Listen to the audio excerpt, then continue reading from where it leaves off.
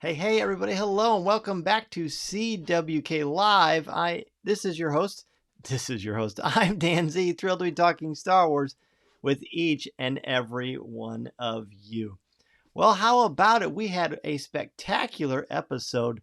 The second episode of the Book of Boba Fett was really something I think we're going to be looking at for a very, very long time. Let's welcome everybody who's in to share tonight with us. Hello, Mason Z. Mason Z is back. He's made quite a bit of progress on the third Harry Potter audiobook, and he is on the show tonight with us. So, Mason, great to have you. Hello, Minta. This is the way. It's CWK Day. Always good to have you, Minta. Mary is here. Hello, Mary. Happy Monday to you. Blake with the most humorous intro. Chut, everyone. Thank you. I like that very much. Paul, happy Monday to you, my friend. Good to have you, of course. Ross, cheers. Thanks for joining us, buddy. And Zach is here too. What's up, Zach? Good to have you, brother. All right, so tonight on the show, we are going to talk about, naturally, top 5 moments from the Book of Boba Fett, the Tribes of Tatooine. We have Star Wars trivia and prizes tonight. And we've got your comments and questions. I also want to talk a little bit about the anniversary of Disneyland's opening of Star Tours. 35 years ago, yesterday, Star Tours really became kind of a thing. The attraction opened, and it was really great. So much fun. So let's go ahead and take a look at what is brewing in the world of Star Wars this week.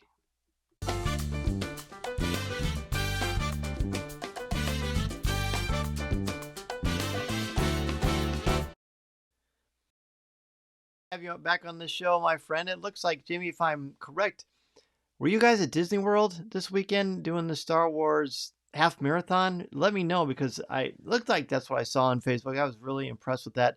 Someday I would love to do one of those half marathons or do a Star Wars 5K or a 10K at Walt Disney World. They look like fun. The medals are great. Just a lot of great stuff going on there. Star Wars, what's brewing in the world of Star Wars. It's not directly Star Wars related, but today is the 40th birthday of the co-creator of Coffee with Kenobi, Corey Clubb. So happy birthday to you, Corey Clubb, my friend. If you were listening or watching the show now or later, be sure to wish Corey a happy birthday on social media today. He is the big 4-0. How about that? As far as what is brewing in the world of Star Wars, there was some great announcements about the High Republic and where the High Republic is going. There is going to be a massive time shift in the second wave of books. Hopefully people are getting a chance to read The Fallen Star, the newest book of the High Republic, in the beginning of the end of the first phase of Star Wars: The High Republic. Jamie says, yes, this was the official WDW Marathon weekend. Wow. Well, most impressive, Jamie. I can't wait to hear and see more about it. So what are any of you reading currently?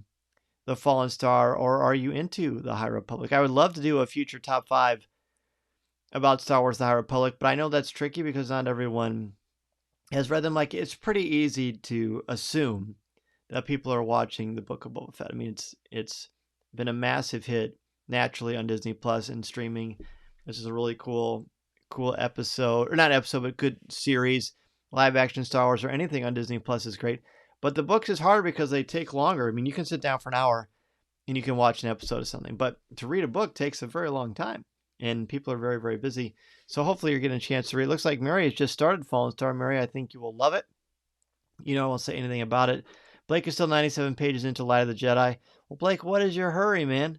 Just kidding. You know what? You're a busy guy. You've got a very, very active itinerant job, so I understand that. Definitely the audiobooks certainly help a lot.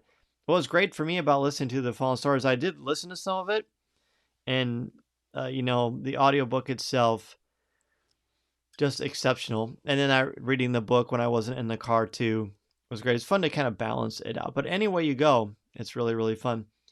Let's see. So Ross says he is in the last 200 pages of the final Thrawn Ascendancy book. Well, great, Ross. I can't wait to see what you think about that. I know people love this new it's a prequel to Thrawn, which is a lot of fun as well. Is there anything else brewing in the world of Star Wars that you wanted to talk about? The main thing to me was the big time change for the High Republic books. In fact, let me pull up the official announcement here. Because I don't remember off the top of my head how far it is. I mean, I think I have a pretty good idea, but I'm not great with numbers. I forget numbers very, very easily. So, yeah. So, on the High Republic special last Monday, we learned that Phase 2 is going to be 150 years in the past. 150 years in the past from the beginning of Light of the Jedi. So that's pretty wild. And it doesn't begin until October 2022. So there's quite a bit of time left. We've got new authors that are coming into the fold. We've got authors Zoraida Cordova, George Mann, Tessa Gratton, and Lydia Kang are going to be joining the crew with books and comics. So that's pretty cool. Blake said there's some big gaming rumors this week, but like I said, it's just rumors. Yeah, we'll address those hopefully if we get a chance to, if they ever actually come out. But yeah, there's some fun, exciting stuff that's certainly going on out there. I don't know about you, but we're not that far away from the first initial launch of the Galactic Star Cruiser, the Halcyon. I can't wait to experience that with all of you in the summer of 2023. Hopefully, and people have asked me a lot, and I'm grateful for you asking, but I wish I had information, but I don't. They're asking me about the Star Wars Celebration. As far as I know, look, it's still going on. They haven't canceled it, so I'm excited. I can't wait to go. Celebration is going to be an amazing experience in May, which is not that far away when you think about it. But I know that's where a lot of people's travel budgets are going for when it comes to the world of Star Wars. So you want to go on the Galactic Star Cruiser, but you're not able to sort of budget that out because you've got Celebration or you've got other things going on. There are other commitments going on in the world that are not Star Wars related, certainly, as it should be. So what I'm doing, and I'm hoping that you will do with me as well, is save up for the summer of 2023, where you can join me on the Galactic Star Cruiser in Walt Disney World with MEI and Mouse Fan Travel. The exact date is not yet available because that's too far out to book a voyage on the Galactic Star Cruiser. But as soon as that is available and is a possibility, I will be sure to let you know so we can make that happen. And I have talked to some of you already about this, and you've mentioned that you're really looking forward to doing that. I mean, I can't imagine really what would be cooler than having a CWK live where we're all on the Halcyon together. I mean, what could be cooler than that? I don't know. So that is something that I'm looking forward to in the summer of 2023. But we're going to go ahead and get into our top 5 tonight. So top 5 tonight, we've got top 5 moments from the Book of Boba Fett episode, The Tribes of Tatooine. Again, a tremendous, tremendous episode. We went into we took a really deep dive on it. this week on Coffee with Kenobi. And now is your chance to share the top 5 things that stood out to you about this extraordinary episode. And, it's nice to be able to say sometimes, wow, I had a hard time picking a top 5. I mean, you could easily, honestly, without any hyperbole of any sort, you could easily say, you know what, this should be a top 10 this week. Because there's so much to choose from. There's so many great things. Even when Mason was sharing his top 5 with me earlier, and the things that he said, I thought, wow, that's really, really good. I should have thought of putting that in my top 5 as well. So Ben is ready. Ben, welcome, man. Ben says, let's do this. Yeah, let's do this indeed. Okay. Number 5 for me, is the bar fight. There's a lot of key moments in the bar fight. There are some very interesting characters in that bar, for sure. So we'll certainly talk about that, I would imagine. But seeing Boba Fett, as you know, in the first episode, I wanted to see him have like a big moment where he was really, really just to showcase the power that is Boba Fett, the majesty, the toughness, the grit of Boba Fett, and sort of the ferocity of him. And we saw that, in throwing that guy through the glass and the intimidation factor of him walking in there really without any weapons. I mean, he has his rifle and his gaffy stick. It wasn't his yet, but no armor. And he goes in there and he takes care of business and he makes those bullies regret being nasty or even waking up that morning. And I just thought that was a great, great scene. Very exciting. Number 5 for Paul is Boba standing up to the Hutt twins. I have no doubt, Paul, that those twins are going to show up a lot in the episode tonight. Speaking of, Minta says the Hutt twins, the new ones for me, threw me a loop when they appeared. I'm pretty sure we haven't seen the last of them. No, I don't think so either, Minta. They are very interesting and compelling, so I'm looking forward to seeing what's going on with them as well. Mary says, honestly, mine are not in a specific order. There are so many great things happening. Saying that, my number 5 are the twin Hutts. Look at that, 3 in a row of the twin Hutts. How cool. Number 5 for Ross, the frightening early scene revealing the vicious HasLab Rancor. So Ross texted me that, and I thought that was a pretty good line, so I'm glad you brought it up tonight. He says, okay, seriously, more Fennec Shand constantly telling the Order of the Night Wind. Overpriced. Yeah, I like the humor there. That was great. There's a lot of great humor in this episode. Brian, welcome to the show. Brian, he says, number 5, the reveal of the Pikes running the train. Wasn't that cool? And Stephen Stan was revealed to be the voice, and he admitted this, or he said this on Facebook. He was the voice of the leader of the Pikes on that train, so that was cool. Number 5 for Blake, the reveal of the mayor. I don't know what to think of him yet as far as if he could be trusted. Plus, it was great to see an Ithorian that looked so good on screen. Boy, did that Ithorian look wonderful on screen. I can't think of the name off the top of my head. I know it's a very difficult one to pronounce. So, yeah, that's good. Ben's number 5, the Tusken warrior, her acting without speaking and not being able to show her face is amazing. I loved her way of training Boba. Every step forward he takes, she reminds him there's more steps to take after that one. She's great on the train heist, too. Isn't she cool? And, Ben, I really like how you explain that. Jamie's number 5 is one I wish I'd mentioned on my list, even though it's not on there. That is the Rancor fake out. Number 5 for Mason is also like so many of you. He says the Hutts are back. He loved that. I'm assuming they're conjoined twins. It seems that way, at least the way they're sitting. And certainly you could make that argument. But Mason is also very excited the Hutts are back. And that is his number 5. All right, let's see what your number 4 is. Number 4 for me is the vision of the episode. Now, what do I mean by that? I mean that I feel like this episode was really, really brave. Telling the story the way that they did, incorporating so much of a culture, and really investing in like, hey, you're a Star Wars anthropologist when you watch this episode. You're going to learn a lot about Tuskens and Tusken Raider culture. And they actually invested a lot of time and energy in the creation of this aspect of the mythology and created a legitimate culture for the Tuskens. And that was brave. That was exciting and very unique. You don't see that a ton in popular storytelling. So that was a pretty brave vision in showing the teaching aspect of that, which I'll get to as well. But I really like the scope and the purpose of this episode and how brave it was. It wasn't just about action. It was about really, really diving into culture. And I love that. Number 4 for me, to the bar fight. Not only did Boba Fett prove his worth, but we actually got to see the characters from the deleted scene of A New Hope. A real treat for any Star Wars fan. That's right, which was so cool. I know that's going to come up a lot. Number 4 for Paul is this training with a gaffy stick, which is great, and I know that's going to come up a lot as well. Number 4 for Ross is Black Chrysanthemum's introduction. Some dangerous characters are starting to arrive on Tatooine. That is for sure. I'm going to save my comments on Black Chrysanthemum in a little bit. Number 4 for Ben, the mayor, Maz Shek or Shez. Yeah, there you go. He's a mysterious character, and I feel like there's a huge backstory to him. I think he's more of a threat than we realize. Yeah, I mean, yes, I was hoping it was Doc Ondar, but that wouldn't have made sense. Why wouldn't Doc Ondar be on Batuu? But Maz Shaiz, I don't remember how you pronounce it, but pretty cool stuff.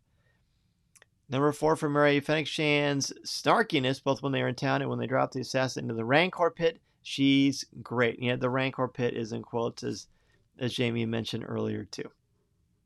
Number 4 for Blake, combining Boba's training the Tuskens to ride the speeders and the train chase into my number 4. Felt like a classic Western seeing bandits riding horses alongside a train in a heist. Oh, very much. And even a throwback to Solo as well. Yeah, there was definitely a very powerful motif there, and I'll be interested to see if it follows that pattern as far as borrowing from some of the classic Westerns of all time, because that was great stuff. Number 4 for Brian, the reveal of Black Chrysanthemum. I was so excited they would get some more tie-in characters from other media. Ben says I said it right. Shaiz, thumbs up. Well, good. I am glad. Hey, the force is strong. And by the way, you guys, I don't know if I was on a live before, but this is the Columbia hoodie of Boba Fett. And I think I did wear it before. I don't know, but I had to wear it tonight because we're talking about Fett himself. Someday, should I wear the actual helmet for an entire show? There's no chance because you wouldn't be able to hear me, but that would be pretty fun, wouldn't it? Number 4 for Jamie is the bar fight. Just like in A New Hope, the bartenders on Tatooine seem to be unfazed by this. Yeah, that's true. That is very true. I think Mason talked about that when we watched it. We watched it a couple times. Speaking of Mason, his number 4 is the flashback. Just using the flashback storytelling device, and we agreed that the flashback sequence in this episode was even better than the opening sequence, which was also very, very cool. But he loved the flashbacks, and so did I. But I just got this excited feeling that, oh my gosh, we're just 2 days away from the next episode of this. So that's great. All right. Let's go into number 3. Number 3 for me, from the Tribes of Tatooine, is Black Chrysanthemum. Look, when that happened, and Mason can vouch for this, I said, no way, no way, no way. I said it probably 5 or 6 times out loud. I couldn't believe that Black Chrysanthemum was there. And he's just huge and menacing and so threatening. And there's a history there with Boba Fett.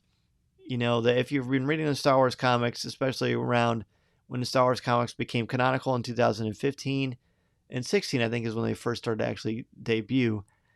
Black Chrysanthemum was an important character for Dr. Aphra in that series, which is a great, great series. I highly recommend. But Black Chrysanthemum is fought with Chewbacca several times. He's teamed up with Boba Fett a couple of times. And when Boba Fett mentions the whole gladiator thing, that was so cool because you want to talk about, I mean, this is a character created for literature, and he shows up in live action Star Wars. That means the possibilities are endless. Now, you always sort of hope that and understand that, you know, with Ahsoka crossing over and Saw Gerrera, you know, back in 2016, yes. But this took it to another level because this is a character created for the comics. And to see Black Chrysanthemum in live action, how powerful and tough and how dangerous, I mean, deadly that bounty hunter is. This is going to be fun. So seeing Black Chrysanthemum was like the ultimate high five, and you just dare to dream that that was actually him, and it is. Number 3 for Minta, the reveal of the Pikes. It was great to see them make their first live-action debut from the animated Clone Wars series. I have a feeling we'll see more in the future. I do too. Nice to see the Pikes in live action again, besides Solo. Number 3 for Paul, teaching the Tuskens to ride the speeder bikes, along with working with one of them to jump from one to the other. That was a fun sequence. Ross, I had that stand-up no way reaction 3 times during the episode. Yeah. Oh, yeah, man. Totally. Number 3 for Mary is the same. Black Chrysanthemum. I started reading the Afro comics during the pandemic and love this character. They really did his character well. Yes, they did. Can't wait to hear Chrysanthemum talk.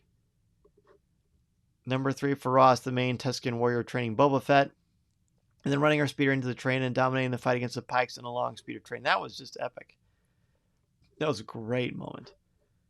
Number 3 for Blake, the reveal of the Hutt twins. I'm surprised by my reaction to them coming around the corner. Didn't wake my wife at 6:30 in the morning. Wasn't expecting him. That was cool. And I like hearing the voice of the Hutts. Like, that's that classic sound that reminds me of Return of the Jedi Hutt. So it was cool. Ben's next one is like a bantha. Ha! In fact, the entire sequence when he teaches the Tusken Raiders how to ride the bikes and trying to be accepted by the Tuskens, Boba sees this as a way to bring something from his world to theirs. Yes, I like that. That's cool. Anthony's here. He says, hi, everyone. Grad school just started tonight, so sorry I'm joining late and without a top 5. Can't wait to hear what you all thought. I found this episode to be amazing. No problem, Anthony. You never have to be sorry. We're always happy to have you. School definitely comes first. What are you studying, by the way? What are you getting your master's in? Looking forward to finding out about that.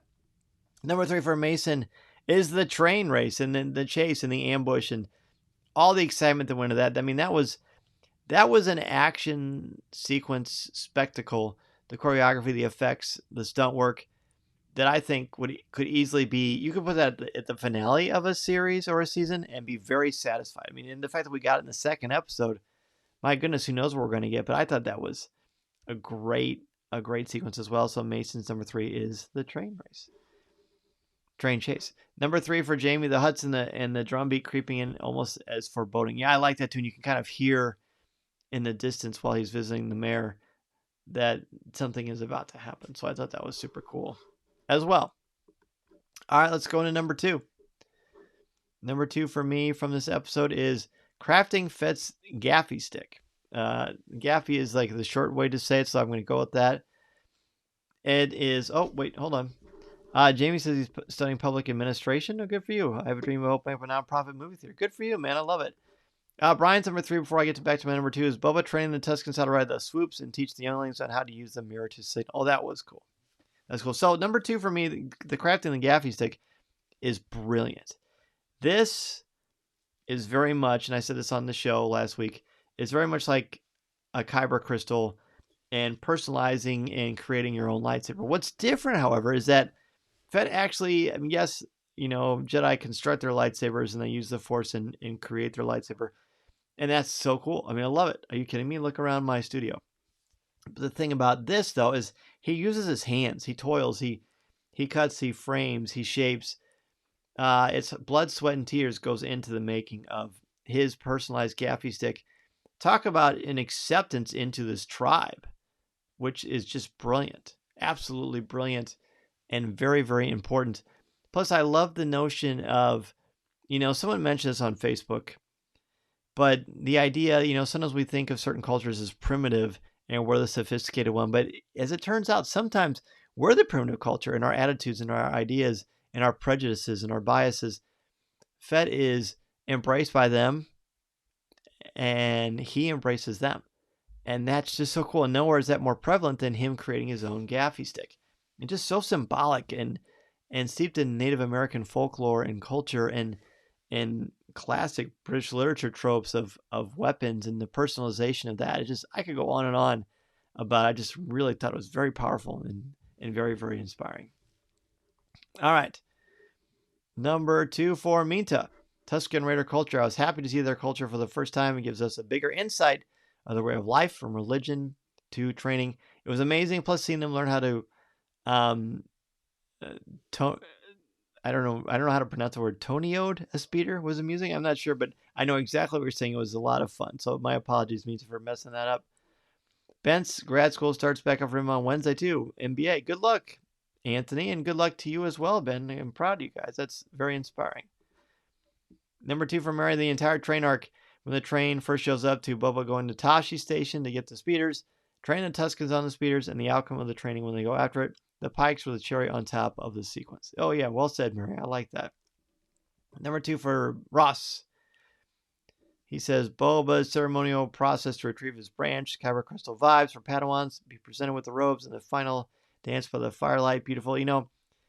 Each one of those deserves its own top 5. Top 5 things I love about each of those specific sequences. His robes, the stick, and the final dance. I didn't put those for my top 5 because I wanted to try to, I don't know, you'll see. There's something else I want to hit on, but just gorgeous stuff. I agree, Ross. You really can't go wrong. Number 2 for Ben, all the great Easter eggs, Cammy and Fixer, Pikes, but the best, Black Chrysanthemum and the Hutts, Favreau and Filoni are geniuses. I agree with you. Number 2 for Blake, crafting the gaffy stick, also in the fire dance afterwards. It was this amazing spiritual moment, clearly rooted in Native American culture and Tamir Morrison's own culture. Exactly.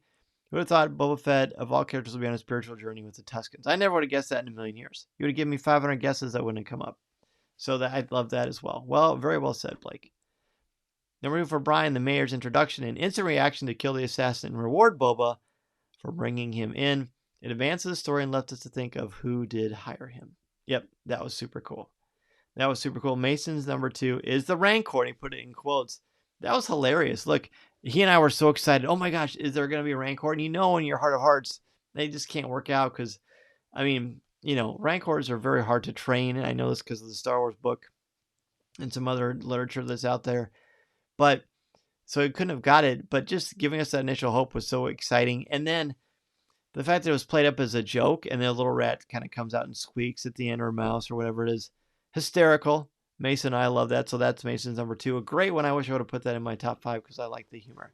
But we need to go to number 1, right? There can be only one number 1.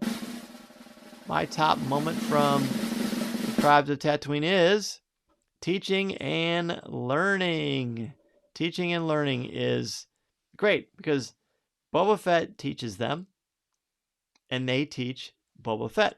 So the Tuskens and Boba Fett, it's reciprocal, right? He respects them. They respect him. He teaches them. They teach him. They both teach their ways to each other. And I love that. I just think, you know, as an educator myself and a lifelong learner, that I think is so essential and so important that for all of us to really embrace and to grasp. So the teaching and learning ideas here, I think, were just fantastic. Loved it. Absolutely loved it. Minta, Black Chrysanthemum is her number 1. It took me a moment to figure out who it was. The moment he appeared, I knew who he was. See him come to life on the screen, I literally screamed to the TV, Wookiee! That's great, Minta. I can't wait to see how it plays out between him and Boba. And I believe you mentioned on Facebook that your husband is now all caught up on Mando, which is super cool as well. But yeah, great moment. Number 1 for Paul's The Dance. That was so cool. So much Native American. And as Blake mentioned earlier, from Tamir Morrison's own culture too. Ross number 1 is the drums, the fear, the silencing of the sanctuary, the twins showing up in their caving litter. Yes, we have Hudson. This will be a deadly affair. I know. I hear you, man. Number 1 for Mary Boba's walkabout when the Tuskens give him the lizard and blow spice in his face, finding his branch, making his gaffy stick, getting his robes, and the ceremonial dance. This whole sequence was amazing. Yeah, that was shocking and so like otherworldly, right? Transcendentalism, perhaps, and just existential and just really cool. Really, this is what I mean for number 4, the vision of the episode that they would go and do that. It was so cool to me. Number 1 for Ben. Boba's bargain with the Pikes is not about the money, though that's nice. 2, it's about respecting the Tusken ancestral claim to this land. That earns him the initiation of the tribe. Beautiful. Totally beautiful. And so cool. Number 1 for Blake is Cammy and Fixer. I'm a sucker for the New Hope deleted scenes. And to see them in what I'm safely assuming was Tashi Station or something exactly like it is now canon on screen. It also added to the Tatooine world building for me, which I can't get enough of. Yeah, you know, initially there's some people that weren't happy that it was still on Tatooine, but are you kidding me? Tatooine's great. Tatooine is what it's all about, and that's where we all really fell in love with Star Wars from A New Hope. So I love it. And honestly, when I first saw Cammy and Fixer, it didn't click. They sort of look familiar, but you just kind of, I didn't quite give myself permission to think that because I don't know, I just didn't expect it to happen. But pretty cool. Pretty cool. Ross is saying, if anyone hasn't seen the film Young Guns, you might want to check it out. Well, that is a good connection I hadn't thought of, Ross. That's very, very cool. Number 1 for Mason is when Boba Fett becomes a member of the tribe. The crafting of his gaffy stick, getting his robes, and that ceremonial dance at the end. Very similar to Ross's number 2. That is Mason's number 1. He loved that. I love that too. He really doesn't get much better than that. Number 1 for Brian. Boba's journey to craft his own gaffy stick. He was shown how to sculpt the wood, and it became an extension of himself. Yes, very much so, Brian. I like how you said that. And, you know, the whole idea of working with your hands and carpentry, it's hard not to think of the New Testament and Jesus. And again, Boba Fett is not a Christ figure. He is not Jesus by any stretch of the imagination. But the notion there of working with your hands and crafting something and working hard for very positive results that can have a positive impact on other people This is very strong motif that I really liked. Really liked a lot. Well, thank you everybody for sharing your top fives. Next week, naturally, is going to be from Chapter 3 of the Book of Boba Fett, Chapter 3 moments. So be sure to get a notepad or watch the episode multiple times and get your top 5 for that episode. And if you want to hear more of a breakdown, we certainly looked at the Tribes of Tatooine in great depth on Coffee with Kenobi show number 485, which came out last Thursday. Speaking of, if I'm plugging other shows, this week on Pour Over, which came out on Sunday, actually came out on Friday if you get the video portion, but Sunday if you get the audio podcast, we looked, myself, Tom Gross, and Corey Club, at episodes 4 to 6 of Hawkeye season 1. Had a great time doing that. I certainly liked that, the second half of that series, much more than I did the first one. I liked the first one, but that was great fun. So now it's time to jump into some Star Wars trivia. So we're going to do something a little bit different with trivia tonight. I think it's going to be fun. So sit tight and let's jump in. You know how this works for Star Wars trivia. Certainly don't Google anything or look anything up, but just give your best answer. We're all having fun doing our best, and I'm looking forward to seeing what you come up with. So we're going to emphasize a couple of things tonight that are fun about Star Wars, but we're going to really look tonight in honor of Star Tours opening, and these are going to be tricky because unless you're like a student of the theme parks, which I am, and probably a lot of you are as well. But let's talk a little about the history of Star Tours. So, what year did it debut? What year did Star Tours debut? Now, I did tell you earlier the anniversary of Star Tours, so if you can do some math, I think you can get this, but it's 35 years old. So, what year did Star Tours debut at Disneyland in California? Don't Google it. Don't look it up. Blake says 87 or 89. Okay. Any other guesses? Ross says 1986. Okay. Any other guesses? Brian says 1987, as does Jamie. So does Minta. Ben says 86. Who else? Who else has a guess for when Star Tours opened in Disneyland? There's actually a great behind the scenes, behind the attractions series on Disney Plus that goes through some of the creations of some of these particular epic and classic attractions. 87 for Mary, 86 for Mason. So the answer is, Mason says, or 85. I don't know the exact date. I guess it has to be January 9th, right? But it came out in 1987. Its debut in 1987. Ben can do math good. I cannot do math good. Okay, so that is the first question. So when did it open? I'm sorry. When did it change over? So for a long time, Star Tours featured a specific pilot.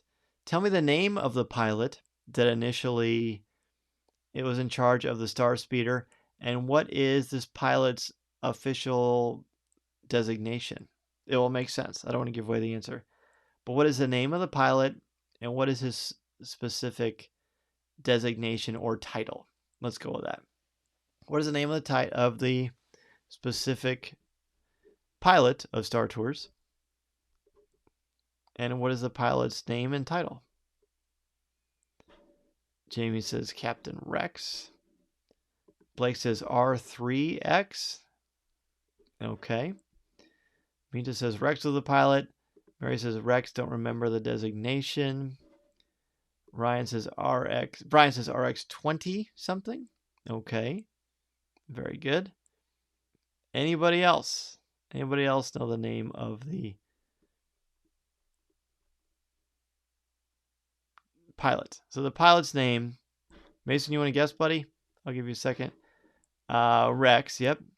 So it is Captain Rex. It is absolutely Captain Rex. The official designation of Captain Rex, however, is RX-24. RX-24. 4. Okay. And then eventually, Star Tours, it was basically just the one ride all the time. There was a number of things that happened.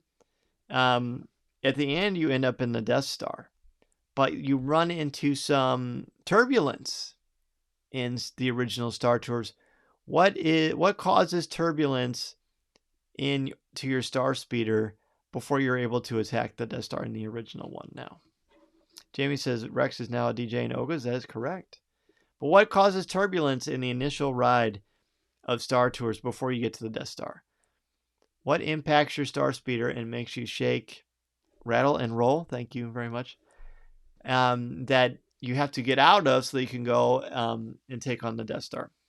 But I think you jumped to light speed to get out of this. Jamie says, is it a tractor beam that causes the turbulence? Paul says, is it explosions? Mary says, is it asteroids? Blake says, is it a tractor beam? Ross says, tractor beam. Any other guesses? Any other guesses about what it was?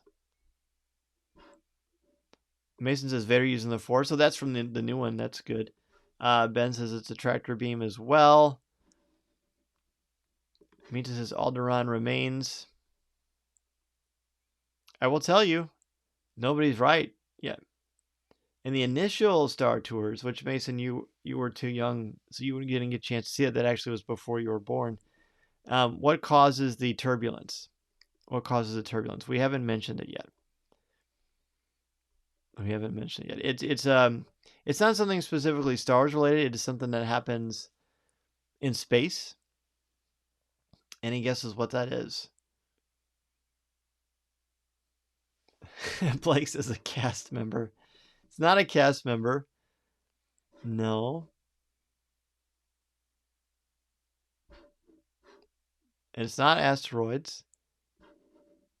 It is. Ross is an asteroid shower. That's close. It's actually a meteor shower, but it looks like crystals. They're like these white crystals that come down. It's like a meteor shower. I always wonder why they didn't make it asteroids, but it's like a meteor shower that runs down on top of everything, which is pretty cool. Noah said solar flares. Pretty close. Mason said Ron Weasley. Not exactly. Not exactly. All right, let's do one more for this one.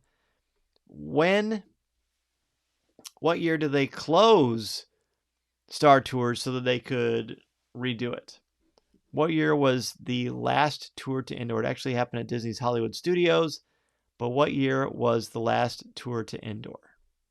Any guesses? Brian says I need to hand in Star Wars tour cards as you can't remember that. No, man, these are tricky. Minta says 2010. Ross says 98. Mason says 2005. Julie, welcome, Julie, to the show. Julie says 2010. Paul says 2017. Getting interesting. Well, someone has definitely said it. I will say that. Mary says 2010 Celebration 5 had the last tour to Endor. Chaz and I were there. Well, Mary, that's pretty authoritative.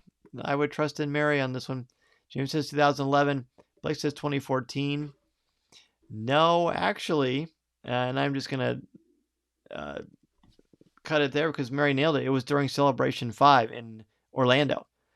It was on August 14th, 2010. It was the last tour to Endor. A lot of notable stuff there. George Lucas was there during the Indiana Jones Epic Stunt Spectacular. Instead of the Cairo Swordsman coming out, Darth Maul comes out with his double-bladed lightsaber. You should look it up. It's online on YouTube. The last tour to Endor, Indiana Jones event. It was great. It was so cool. Very, very cool.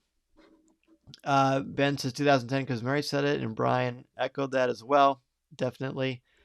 But for a long time before Galaxy's Edge, Star Tours was where it was at, man. Oh, Ross says Mason, here you go. So yeah, we'll look that up. Click it.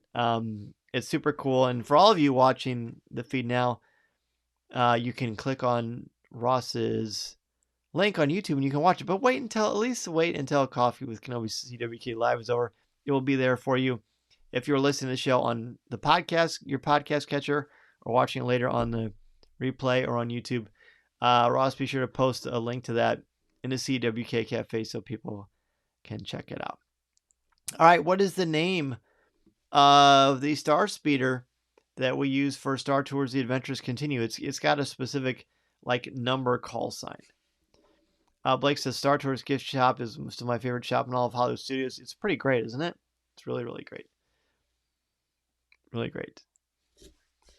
Mary says the pyrotechnics were having issues that evening, and we didn't get out of there until about 1 a.m. or so. There were so many people at MCO the next morning still in their special shirts. Oh, I bet that was cool. I bet that was cool.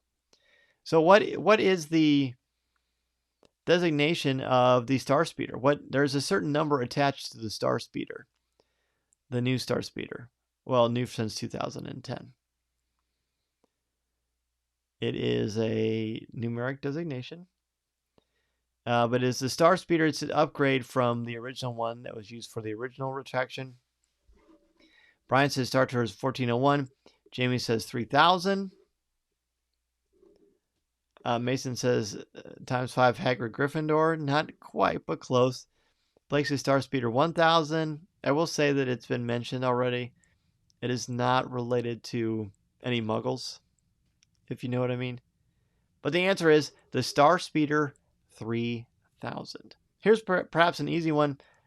Rex is the original pilot, of course. Who is the voice of Rex for Star Tours before they redid it in 2010? Ben, you're correct. It's 3000. Who is the voice of Captain Rex RX-24 from Star Tours, who later has redone the voice for Oga's Cantina, where Rex is the bartender? Jamie says Pee Wee Herman.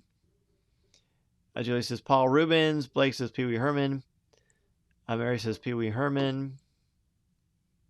That was a really bad Pee Wee Herman impression. Sorry about that. So who does the voice of RX-24 Rex? The answer is, I'll let somebody else. Dudley Dursley. No, I'm noticing a theme here, Mace. But it's not Dudley Dursley.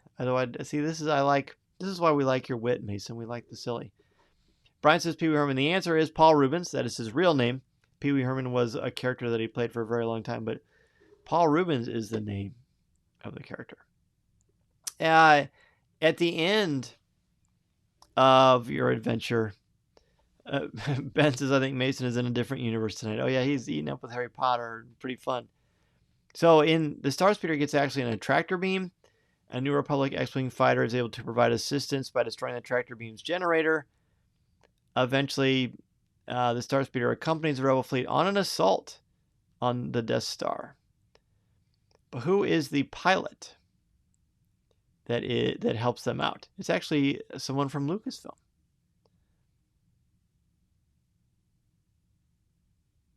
There is a habitation spear disguised as a Death Star in a plot by an Imperial warlord to distract the New Republic. There's a particular Lucasfilm employee that was actually in this film sequence that is uncredited, but this person has a cameo. This is a very famous working member of Lucasfilm. It was actually a pilot in the Star Tours movie. Pretty fun. Any guesses? I'll give you a hint. He is the keeper of something that has a lot of knowledge. Blake says Matt Wood. Matt Wood is a good guess, but it's not him. Mason says Draco. No, Draco wouldn't help. Draco would probably be the opposite of helping. Ross says George Lucas. Mary says Pablo. Any other guesses? Who ends up being the pilot that helps out? Ben says Pablo, so does Ross. The answer is, Minto also says Pablo. The answer is actually Leland. Leland Chi, our buddy Leland Chi, the keeper of the holocron. So he's the one who did that. So that's pretty cool. All right. I think that Goyle, no, not Goyle. So that is going to do it for tonight's trivia. This was a different one, but I want to do it in honor of Star Tours. I love Star Tours. When it first was actually, when I first heard about it, it was only in California, and I hadn't been in California except when I was a little kid, and I thought I'm never going to get a chance to see this, or I hope I get a chance to see Star Tours because I love Star Wars so much. And I just thought it was so cool. There's actually a ride at Disneyland that had it. Eventually went to Disney World, and then I worked at Disney World, and I got to ride Star Tours for the first time. Little did I know that would be something that would be such a big part of my Star Wars fandom. In fact, when I first worked at Disney, I got the chance to work at the name of the gift shop. At the gift shop, the smaller gift shop, when Star Tours first opened, it was called Indoor Vendor. And my manager just came to me and said, "Hey, we're actually going to have you off site, say at a different location, but you're going to have to work at a different place." I was like, "Okay, that's fine, whatever." And they said, "It's going to be at Indoor Vendor. Do you know anything about Star Wars?" And I was like, "Oh!" I was very excited about it. I think I ran inside and I introduced myself to all the cast members, and because I was a cast member then too. And I said, "Hey, if anybody has any questions about Star Wars, send them to me." I was a dork even then. Even then, they're like, "Yeah, okay, kid." So I got to talk Star Wars all day with cast members. Little did I know that someday I would get to talk about Star Wars every Monday night with each and every one of you on CWK Live, which is so cool. So cool. All right, well, I tell you what, let's go ahead and jump into Ask Dan Z. What do you say?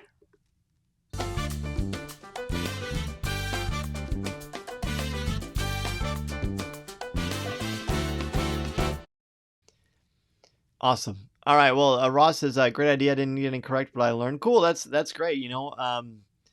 I think it's fun to sort of introduce different aspects of that. I should probably do some more of that kind of trivia stuff. So, I'm a teacher. I come up with different quizzes and things all the time. I'm going to step up my game for all of you. You deserve it. We're going to do that. Mason is saying the golden snitch and the firebolt's nice. Blake says Star Tours is probably the ride I've done the most now in 22 years of going to Disney World. I love Star Tours. Mason and I getting to do it last spring in Indiana. That was so cool. I love it, especially now that it's got the different endings and stuff like that. It's really fun.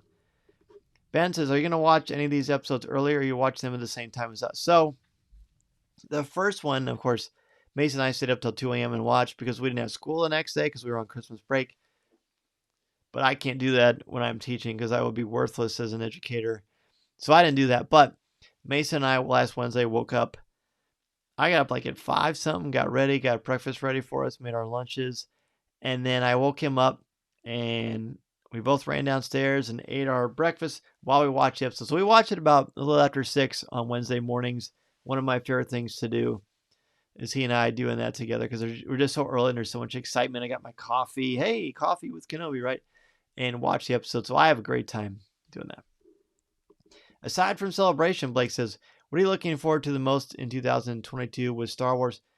Honestly, that's a great question. I'm looking forward to, certainly Celebration is high up there, but I'm looking forward to the Halcyon.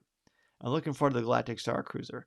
Whether I get to see it or not, I have no idea. But what I do know is that eventually we're going to see video of it and images, and people who have been on it will be able to share that with us. So I can't wait to find out more about that, Blake. I think that's going to be so cool. I'm really loving Fett naturally, but man, I just think the Halcyon is going to be really special. Ross says, "Shortlist GM or head coach preferences for the Bears." Oh gosh, I mean, I'm hearing like somebody from the Colts would be a good GM pick, but I was going to ask you about that. For a coach, I don't know. As long as it's not Matt Nagy, I'm happy. And Matt Nagy, God bless me, he's a good man, good family man, and I wish him nothing but the best. But I want a better coach for the Bears, and we'll talk about that another time. But I don't know, Jim Harbaugh maybe, but that's kind of an easy one. So I don't know, Ross. I defer to your expertise on that for sure. Or Dennis Keithley, he's a big NFL guy too. Brian, the Star Wars nerd that I am, I write down each trip we take on Star Tours. I've never had 2 rides that are the same. Brian, same thing, man. On my phone, on my cell right here, every time I go on Star Tours, I write down what the opening was, what the different planets were, and what the ending credit scene is too. So that's cool, Brian. I'm the exact same way. Anthony says, "Follow up to Blake, what are you most excited for at Celebration?" Oh, at Celebration? I'm just looking forward to seeing everybody. Really, I'm really looking forward to that. I just think it's gonna be special. We haven't been together in a long time, and then going to Star Wars After Dark at Disneyland, Star Wars Disneyland After Dark. That's gonna be great because Tom's never been to Galaxy's Edge, so Celebration will be great because he'll get to see Galaxy's Edge, and I get to be his tour guide, and I'm looking forward to that for sure. Blake says, follow up to Anthony's question. Hopefully Kenobi, if it's released this year. Well, yeah, Kenobi would be great. I'd forgotten about that, and I don't want to let myself think it in case it's delayed, but that would be amazing. Julie is like, Brian, really? I always see pod racers in the underwater scene all the time. Oh, man. I mean, those are fine, but yeah, you want to see different stuff. I wish there was a way to kind of do that. And I think, I like the Hoth sequence. That's pretty great. And then the Last Jedi sequence is pretty cool, too. I actually never saw the Rise of Skywalker one. It's the only one I've never seen. Mason says, rate the Harry Potter book series. My favorite one is 6. And then probably, gosh, it's been on maybe 7. And then 1. And then 2. And then 3. And then 4. And then 5. Oh, gosh, I don't know. That's a hard one, Mason. That's a really difficult one. I can't wait till you read all these and you're almost done with 3. I can't wait to see what you think about them as well. What would a Harry Potter podcast be called? Hobnobbing with Harry.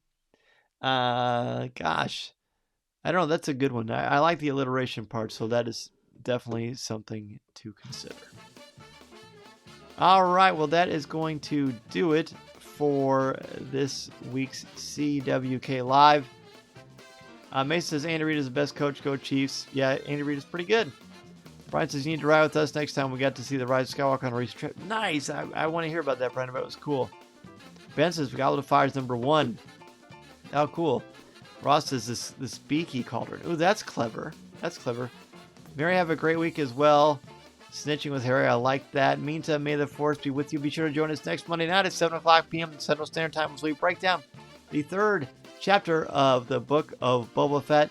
This week on Coffee with Kenobi, we'll break it down in a lot of great detail. And next week, we're going to have probably, I'm pretty confident about this, we're going to have 3 Coffee with Kenobis next week. I have a special guest I can't reveal yet, but I'm very excited about having this particular Star Wars creative on the show. It's going to be a blast. Can't wait to see what you all think. Blake says, good night, CWK fam. Brace yourselves for Fett on Wednesdays. I am looking forward to that. Ross, be well as well, man. Happy fetting to all of you. Thank you, as always, for joining me. Be sure to go to the CWK Cafe and post your top 5 if you weren't able to join us tonight. There will be a place for you to do that. And naturally, after the show drops, there's a place for you to give your spoiler-free reactions. And then on Saturday mornings is when you can give your spoiler-filled reactions. So we give everybody 3 days to kind of process it, get a chance to watch a show because you don't want to have something like that spoiled. So you've got options in the CWK Cafe.